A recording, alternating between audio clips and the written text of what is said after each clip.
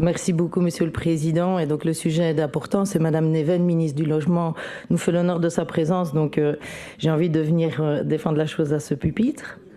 Chers collègues, on ne peut pas ignorer ce qu'il s'est passé en juillet 2021. On ne peut pas ignorer la catastrophe des inondations.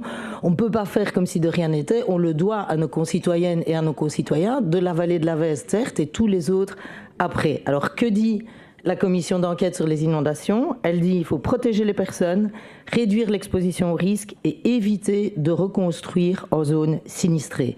Et qu'est-ce qu'on s'apprête à faire sous le couvert du gouvernement wallon? De reconstruire 30 logements sociaux publics sur un terrain qui a été inondé à plus de 2,6 m de hauteur d'eau, à Nessonvaux sur la commune de Traux. Alors l'appel à projet pour un partenariat public-privé, il vient de se clôturer. Les offres, elles ont été reçues. Alors je viens devant vous parce que ça fait 5 questions orales, 2 interpellations et maintenant la deuxième motion que j'essaye qu'on marque une pause dans la procédure. Parce que faire marche arrière, ça coûtera extrêmement cher. Alors est-ce qu'il y a des alternatives sur la commune de Traux? Oui. Et mieux que ça, j'ai envie de dire Monsieur Boursu et la Wallonie, on les a financés des quartiers prioritaires de redéploiement pour que ces vallées restent vivantes. Est-ce qu'on construit dans ces quartiers? Non. Alors, qu'est-ce qui bloque? Pourquoi est-ce qu'on ne le fait pas? Alors, c'est le cadre légal, le sacro-saint plan de secteur et les cartes de l'aléa d'inondation. Aujourd'hui, elle n'intègre pas ce risque. Alors, qu'est-ce qu'elle demande, cette motion? Elle dit principe de précaution. On doit l'appliquer. Il ne faut pas construire des logements sociaux neufs, financés par le public, dans une zone sinistrée, que Madame Neven elle-même qualifie de zone à risque. Alors, pourquoi est-ce qu'on ne le fait pas?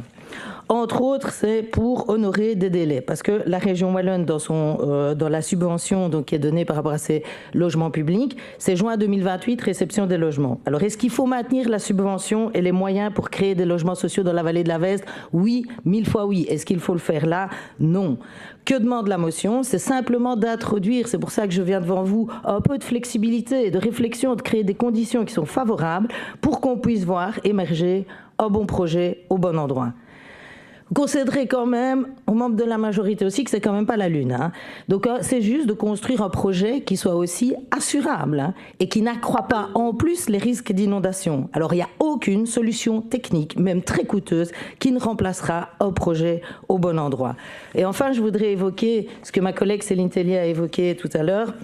C'est une autre étude qui est financée par la région wallonne sur la vulnérabilité de la Wallonie et du territoire en lien avec les conditions sociales de nos concitoyennes et de nos concitoyens. Ce sont les plus démunis d'entre nous qui sont les plus exposés. Et aujourd'hui, cette étude, qu'on s'en serve, 500 000 ménages sont exposés au risque d'inondation. Alors pourquoi? Ça va déjà être tellement complexe d'arriver justement à adapter tous ces logements. Pourquoi est-ce qu'on irait construire de notre propre chef 30 logements neufs dans des zones qui ont été sinistrées? Alors, chers collègues, peu importe, on peut être plus à droite sur l'échiquier politique, mais c'est ici, cette motion, c'est une exigence de cohérence qui doit pouvoir rallier tout le monde. On ne peut pas d'un côté financer des études de résilience et de l'autre construire là où l'eau a tout emporté.